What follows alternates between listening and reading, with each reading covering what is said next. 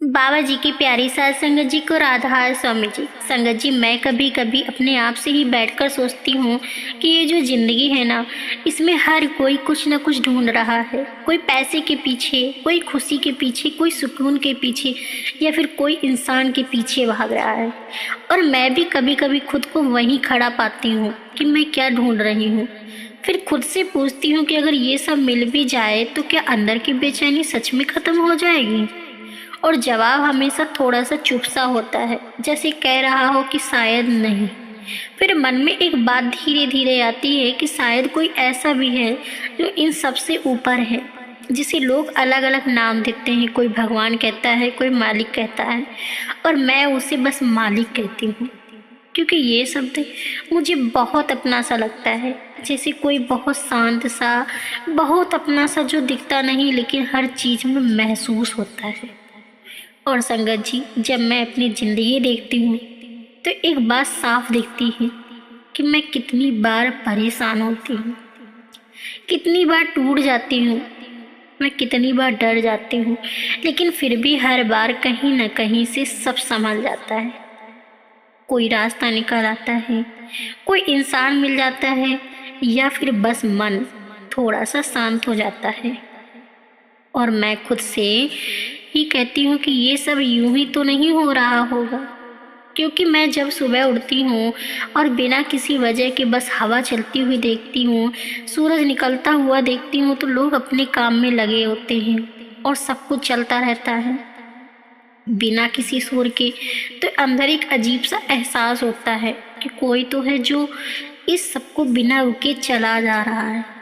और फिर मैं अपने ही अंदर देखती हूँ कि जब मैं बहुत ज़्यादा सोचने लगती हूँ, बहुत परेशान हो गई, और उस समय अगर मैं बस थोड़ा सा रुक जाऊँ, चुप हो जाऊँ, तो अंदर से एक अजीब सी शांति आने लगती है। कोई आवाज़ नहीं होती, कोई इंसान नहीं होता, लेकिन फिर भी लगता है कि कोई समझ रहा है, कोई संभाल रहा है। और उसी पल मुझे लगता है कि शायद यही वो मालिक है जो बोलकर नहीं समझाता, लेकिन अंदर से हल्का कर देता है।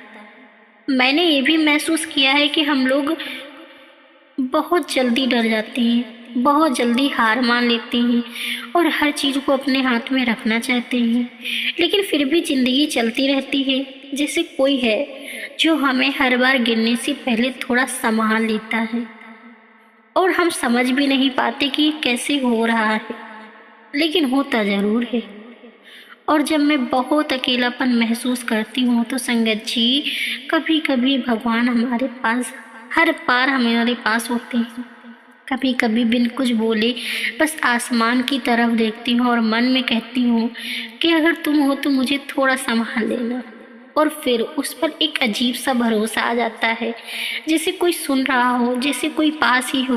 और धीरे धीरे मैं ये समझने लगती हूँ कि मालिक कहीं दूर नहीं है, वो कोई आसमान में बैठा हुआ इंसान नहीं है, वो शायद हर उस चीज़ में है जो मुझे जीवन देती है, हर उस सांस में है जो मैं जी लेती हूँ, और हर उस पल में है जब मैं बिना वजह भी मुस्कुरा देती हूँ।